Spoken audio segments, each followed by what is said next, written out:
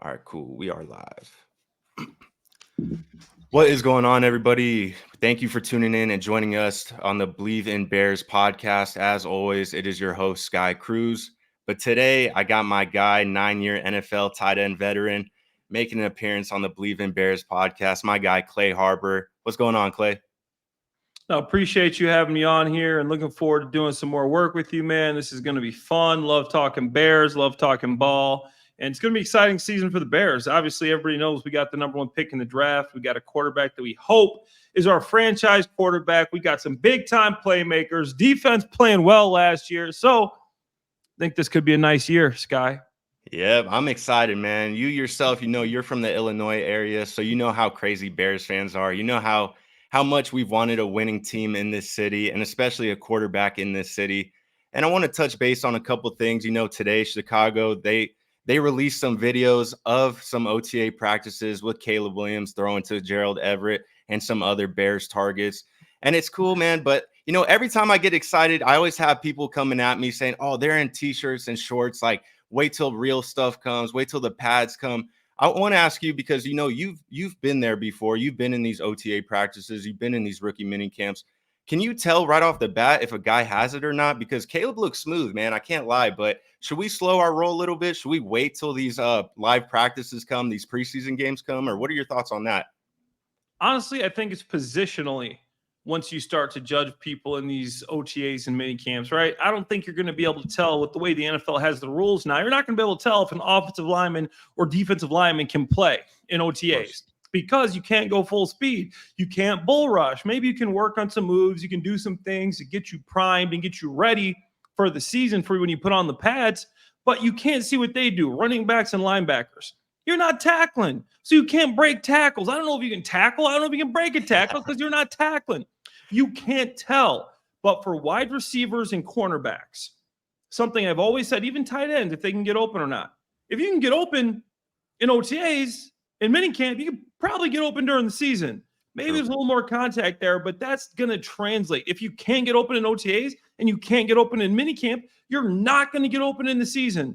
I remember when Alvin Kamara, I was a veteran attending a rookie minicamp. I ended up getting signed by the Saints.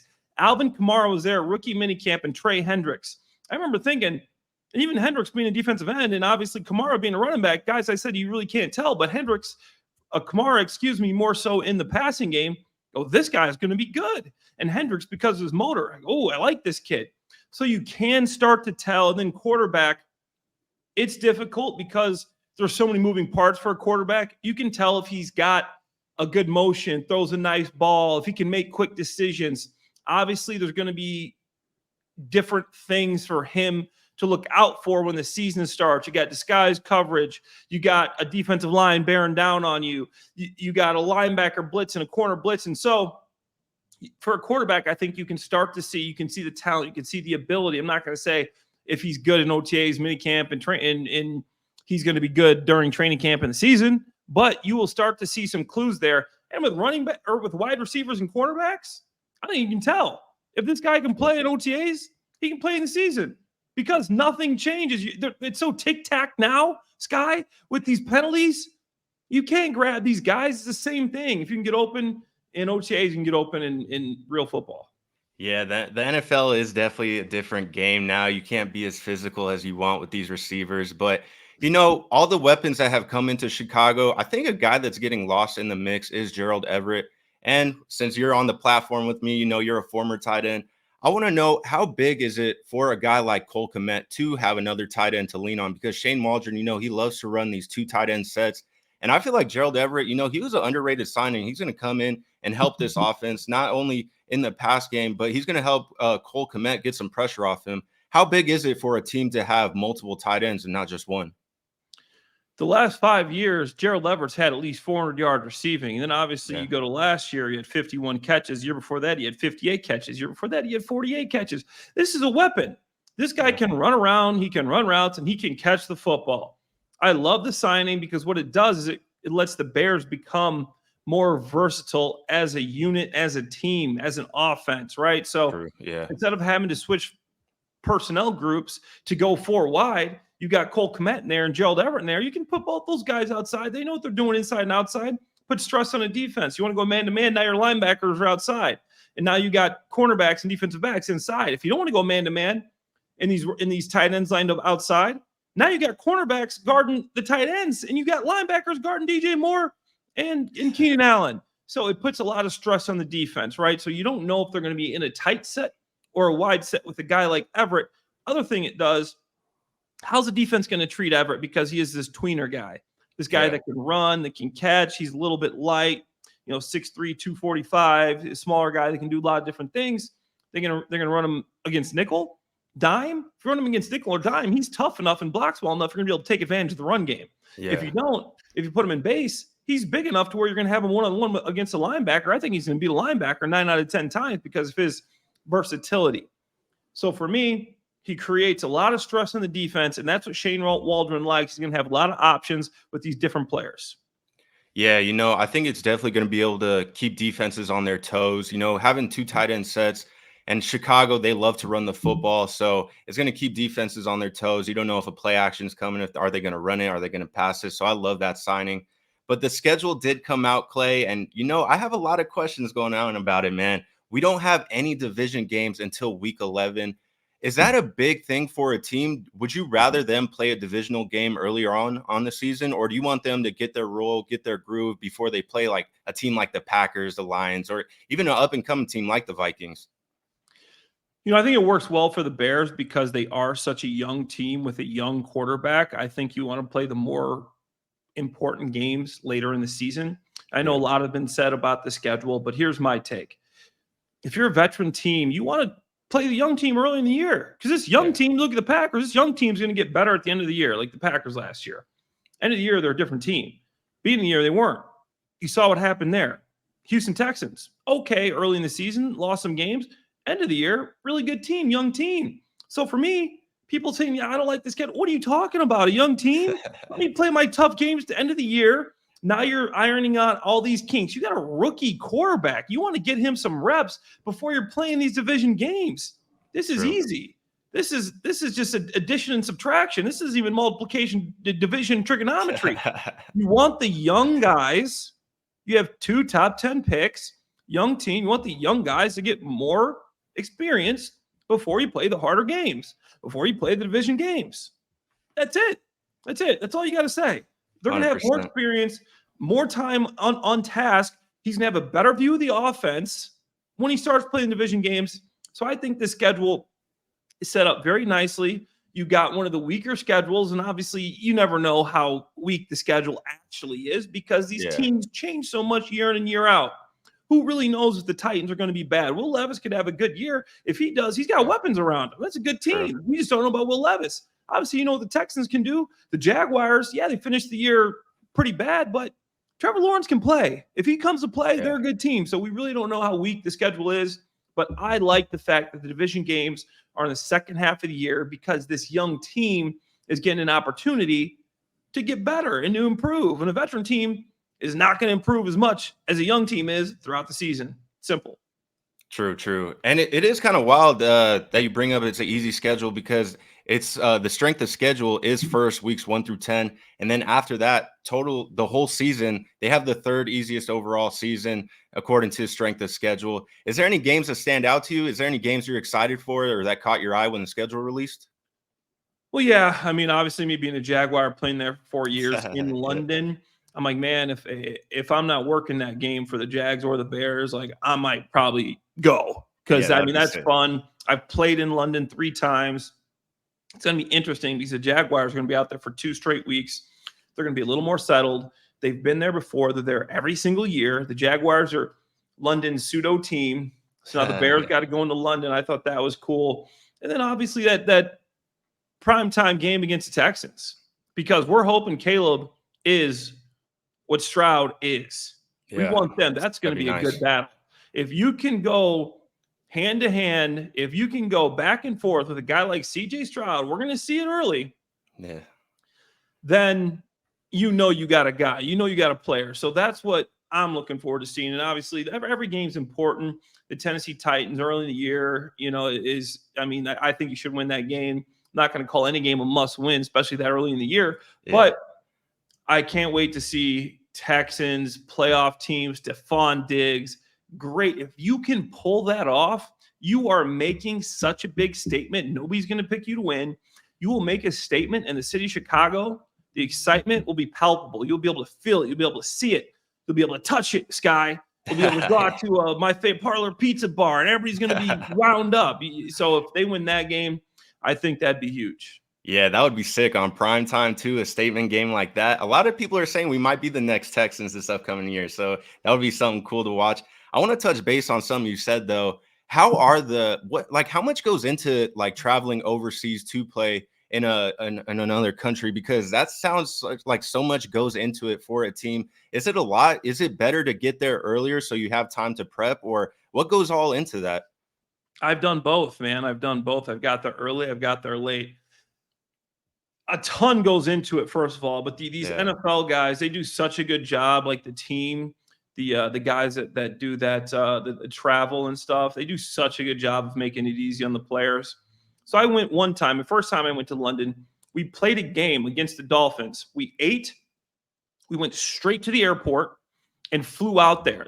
Played on Sunday, flew out there on Sunday after dinner, and was there the whole week and played again on Sunday. And then we got our brains beat in by the Dallas Cowboys. Oh, that's And that was pretty sad to go out there all week and practice and train, and then you end up just getting beat like that. And then the next year, because there were some issues with the team, they weren't mature. Some guys went out, ended up getting in trouble. We ended up flying only a couple days before. And then we go out there and we get beat by the 49ers. So we get beat by the Patrick Willis, the Justin Smith, Alden Smith 49ers, who are just a nasty team, man. That team, you leave that game, you're like, man, do I really want to play this game? Those guys were tough. And then the last time we did an in-between. We waited a couple days. We watched our film. We stayed in the city we played in. And then we flew out 4 or 5 days in advance, and we ended up winning that game. And obviously, I don't know if there's any correlation there. But honestly, to me, as a veteran guy at that point in my career, I was cool with it. But with a young team, it matters. I would say for the Bears, best case scenario is you go out late. Just because if you go early, I think you got some guys that might be into a little more than football. They want to go see the sights, go to a bar, see what's going on in the city because you're in London with your boys. You're an NFL football player. It's a distraction. Yeah. So I would go late, do as much as you can, fly out there, try to get them on the schedule, and then play and come back.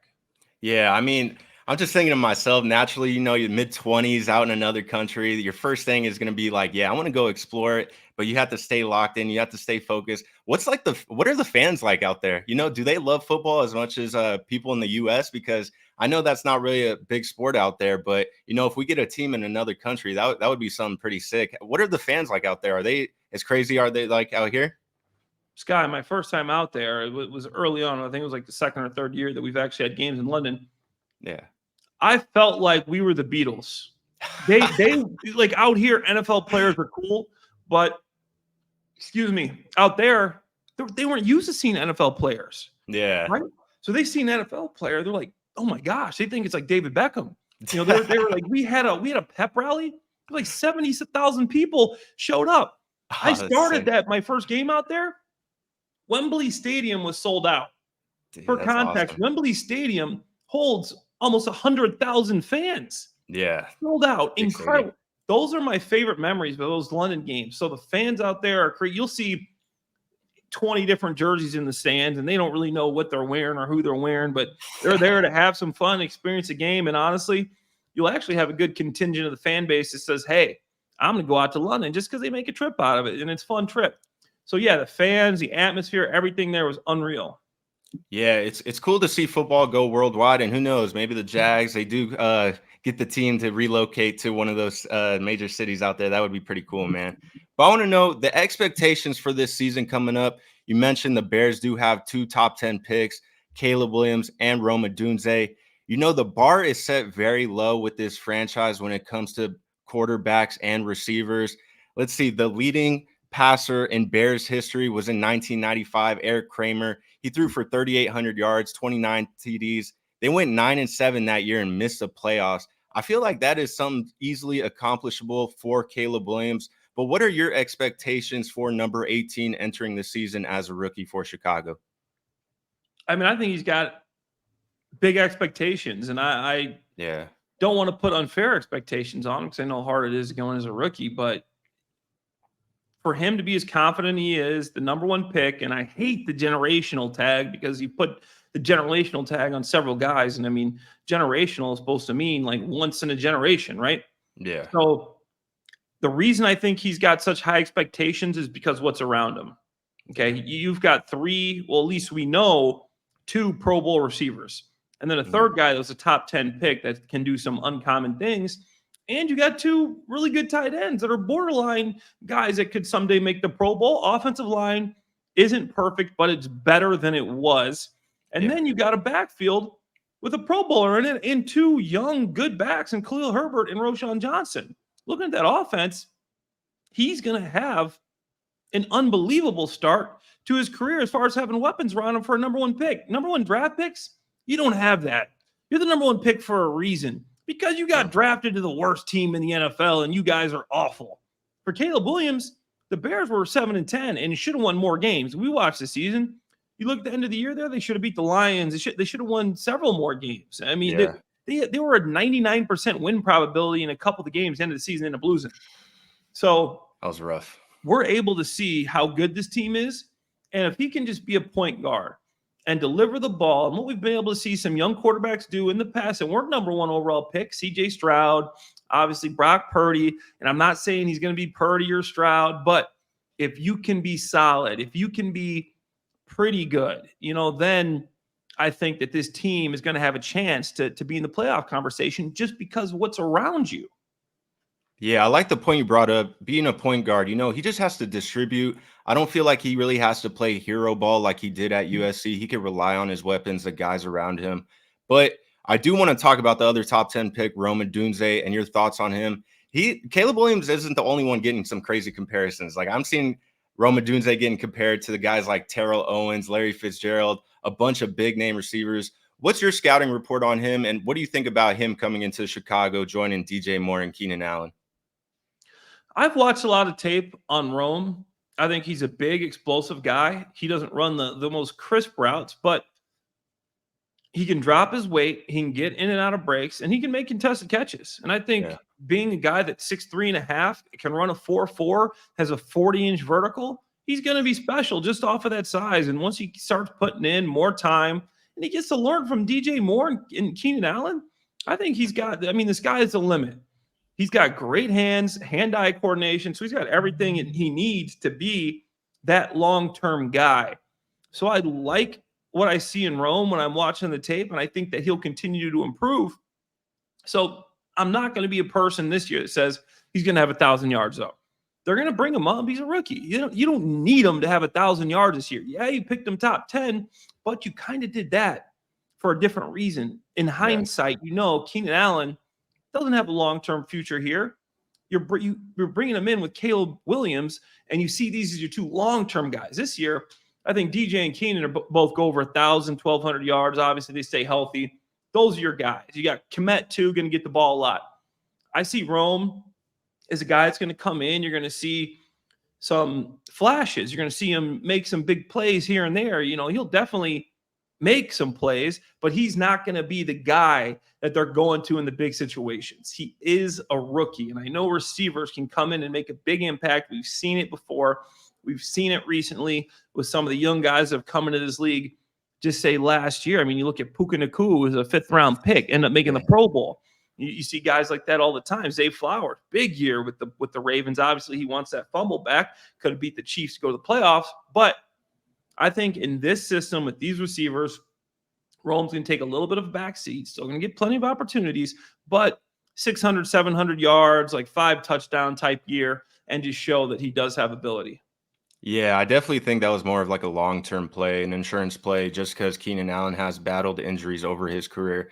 It was funny, though. I'm pretty sure he was on 670 The Score. I forget where exactly, but Rome Odunze was getting interviewed, and they asked him who the leading receiver was for the Bears just in their franchise history. His guess was Brandon Marshall, which honestly wasn't a bad guess. Like, Brandon Marshall did some great things here in Chicago, but it was actually Johnny Morris with 5,059 all time, which I think is pretty crazy. That's up there with the no 4,000-yard passer, no 30 touchdown thrower either. But I mean, are those like when you see numbers like that and you see Rome Odunze, all the hype he's getting, I feel like that's easily accomplishable, right?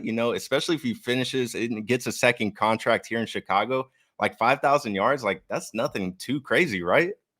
If he has a 10-year career like we hope, he's a top 10 pick. Most Yeah, top 10 picks, you're trying to keep him there forever. Obviously, we exactly. forget about him a little bit just because of the Caleb Williams stuff, but top 10 pick, you stay here 10 years, he's going to Yeah, get that record. So I yeah, think that's if he stays healthy and he's a guy that works, and that's the one thing you'll hear about him throughout all the networks, the scouts, the coaches. This guy's a guy that works, and that's the guy you want on your team. So yeah, I think that record, if he stays here, first off, I think DJ is going to get it. And then after that, wherever DJ sets it, I think Rome comes up and gets it too. yeah. So there's one thing I want to touch base on, Clay. I don't know if you saw the recent report. Justin Fields, he had that interview, his first OTA practice with the Steelers, pretty much just talking about his time in Chicago and Ryan Poles. And man, honestly, the more stuff that comes out, the more belief I have in Ryan Poles as a GM. I think this is just a player's GM, man. He takes care of his players. He wants to make sure they're happy. How do players take notice of that? Because he sent Justin Fields to a place that he wanted to go. He took great care of the guy. Do the players in the organization take notice of that? Because I think having a GM that the players can trust and really enjoy being around, that goes a long way for a team. Yeah, it's good for a team to have a GM that has your best, your best scenarios, in mind when he's Yeah. doing something for you. He's taking in whatever you want to do into consideration and not just like what's best for the team. If maybe instead of a 6th-round pick, you can get a 5th-round pick, or instead of a 5th-round pick, you can get a 4th-round pick. He's like, I'll send this Yeah. guy to the better place. So that means a lot. And I think that is going to, like, players see that, and players, if the monetary value of like free agency is similar, they will maybe come play for a guy like Poles because they know that he does have the player's interest at heart. So I think that's big time, and that does mean something as a player when you're playing for a good general manager that does care about you and have your best interest at heart. Yeah, he's shown over his tenure though as well. If you perform, you're going to get paid. He wants to keep his good players in Chicago. So that's really refreshing to see, really refreshing to hear all these reports come out. But the coach that he hired, Matt Eberflus, there was a lot of question marks last offseason if the team would move on from him. They decided to retain him. I was a little iffy on Coach Flus in the beginning of the season, but he righted the ship after Allen Williams left. The defense, when they got Montez Sweat, they played like a top 10, top 5 unit. What are your thoughts on Matt Eberflus? Do you think this is a do or die season for him? Because there's been a lot of speculation. You got RG3 saying, oh, they should sign Matt Eberflus to an extension to grow with Caleb Williams. What's your thought on Coach Flus as a whole? Do you think he should have a little leeway, or do you think they need to come out and perform this year? I think you definitely got to show improvement. You don't want to take a step Yeah. back. If you take a step back, then yeah, he's on the chopping block. And I think it depends how it goes. But last year, halfway through the season, I'd say, yeah, I think Flus is gone. But then, like you said, he started calling the plays after the defensive coordinator left. So now Allen Williams is gone. So now he's the play caller, and he has a knack for that. And I think he continues to do that. And obviously, with Eric Washington, he's going to continue to do the same thing and take some info from Eric Washington. But he's got a knack for calling plays. And when he was Yeah, he calling does. plays and got Montez Sweat, he did well. And the players like him. You see, they go to bat for him. And everybody in that locker room is all for Eberflus. And you see, even the front office loves Eberflus. So they like him for a reason. Obviously, I think maybe you could have had a conversation with Harbaugh, Belichick, some of these guys, because these are uncommon guys that are out there. Obviously, Belichick's still out there. But I think that if he improves, if you're borderline playoffs and he has a defense playing well, then you keep him. So he's a defensive coach. You got to realize that. Offensively, yeah, it does fall under him, but that's more on Shane Waldron. If the defense plays very well and the offense doesn't, maybe try to find a new offensive coordinator. If the offense plays well and the defense doesn't, you're a defensive coach. You're calling the plays. If you can't get that right, like what are we paying you for? So in my Yeah, opinion, exactly. it matters which units are doing better. And obviously, I do think there's something to be said for bringing in an offensive coach for a quarterback. But I think Waldron is a guy that has shown, coming from that McVay tree, that he knows how to work with a quarterback. You look at Stafford, how he was able to improve. I mean, you look at Geno Smith, what they were able to do with him being one of the worst quarterbacks in the league to being a guy that was a Pro Bowler. So I think that Waldron's the right guy for the job. He's put together a pretty solid staff. So I think if he continues to improve, you keep him. But if he doesn't, yeah, he's on the chopping block. Yeah, so I want to know, do you think it's playoffs or bust? Because one game that really caught my eye, week 18 against Green Bay at Green Bay. Can you imagine if playoff implications are in the line, they go into Lambeau, win or lose? I feel like that will be such a huge game for the season. But if they go in, say, they are a borderline fringe playoff team, they go into Lambeau, lose, but the team showed improvement throughout the year. Do you think that'd be enough to keep Matt Eberflus, or do you think the team should move on? If you get into that scenario, I mean, it depends how the season goes and how the defense is playing, and obviously there's so much context that goes around that and how they've been playing. Are they winning these close games? Are they losing close games? How's the coaching been? Is he making good calls and it's just not working out, or is he making bonehead calls that everybody's questioning? Yeah. But I think if you're in the situation where you got a rookie quarterback and you're right there on the cusp, I think you got to give him more time, right? Yeah, Give him that's what more I'm time thinking. with his rookie quarterback. Give him more time with this defense. Give him more time for the players to stay in the system, for Caleb to learn a similar system so he doesn't have to spend the next year learning a new system already. So, yeah, I think that if you're in that situation, absolutely you keep Flus and then you continue to grow and continue to improve. If he doesn't improve, if he gets worse, that's when you got to go out there and say, all right, what do we got? Who can we get that can help Caleb Williams become the guy that we want him to be? Yeah, I mean, what is it? 10 straight Green Bay has won. And dude, honestly, it makes me sick to my stomach, man. Like I'm just waiting for the Bears to finally go into Lambeau or even at their home turf beat Green Bay. Hopefully that happens this year, man. But with Caleb Williams, there's a lot of young talent in the NFC North as far as quarterbacks go. You have the newcomer JJ McCarthy as well. You got Jordan Love. You have Jared Goff, who just got paid. Where does he rank within the division? Where do you think he goes? How do you think he stacks up within the NFC North? Well, obviously, I think we got to see, how he plays. And it's just such a unknown, right? Because, yeah, you see these guys in college, but he hasn't taken a snap in the NFL yet. Yeah. So I mean, that's really hard. Excuse me.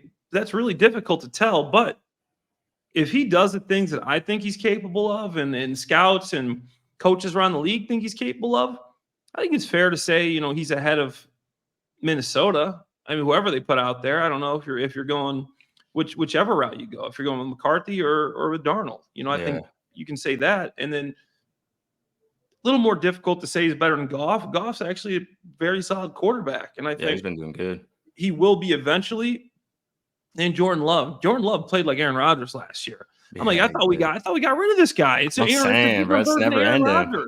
So Jordan Love, I think right now, I mean, this guy's been in the league for 5 years, coming into this year. So it'll be difficult for him to outmatch Jordan Love. I think he's got the talent to do it, but a couple years down the road, I think he'll be the best. This year, I think maybe battling with Goff is reasonable, saying, for that second quarterback in the North, but I think he'll definitely be ahead of the Vikings. Yeah, man, it's gonna be fun to see how this season plays out, especially within the division. But one more, Clay, before we wrap it up, I want to know: is there a breakout player that you have your eye on this upcoming season? And if so, who is it? And why do you think this year is going to be a big year for him? So I work in Philadelphia media market a little bit with the Inside the Birds podcast network and do some work out there with 94 WIP and just some of the local stations. So I watched every single Eagles game last year. And I think you know where I'm going with this is DeAndre Swift.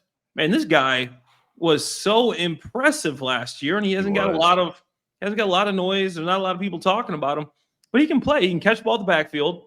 He's quick. He's shifty. He's got more pop than you would think for a guy his size. He can run a guy over, and he was 1,000-yard back. And a lot of games he carried that team. When that team needed some tough yards, they gave it to Swift. So Swift is a guy people forget about, and I think he is going to pay dividends big time early in the season, late in the season. He's a veteran. He's good at protection. He's seen defenses. He knows how to pick up blitzes for a smaller guy. He's actually not bad at it. So I think breakout year for him. They're going to run the ball heavy. You're not going to, I know you got the first round pick, but you're going to go out running the football. And then you're going to throw the ball off of that, especially with a young quarterback. So I think Swift is going to have a very big year. And I do like Herbert and I do like Johnson, but Swift is the best running back in that room. I think he's one of the best running backs in the NFC, maybe a top 5 running back altogether with everything he's able to do as a complete whole. And I think he was a Pro Bowler last year, and he's a guy that can really get the job done that I'm really excited to see in a Bears uniform. Yeah, and he adds a new element to the offense. This team has needed a receiving back for a while. It'll be interesting to see how they utilize those 3 running backs. Roschon Johnson, going into his second year, I'm expecting a lot bigger things too. And Khalil Herbert's still there. But man, it's gonna be a fun season, Clay. But that will be today, all for today's episode, my guy. I just want to thank you again for coming on. And hey, I'm sure I'm going to see you weekly and sometime in the future. But I just want to thank you again for joining me, Clay. This is at Clay Harbor, at Clay Harbs82 on Twitter. Make sure to follow my guy, 9-year NFL tight end vet right here. This is my guy, Clay Harbor. Clay, thanks again, man. Appreciate it, Sky. Thanks, man. Yes, sir. Cool. But yeah, brother, I'm gonna edit this and everything, and then I'll clip it up and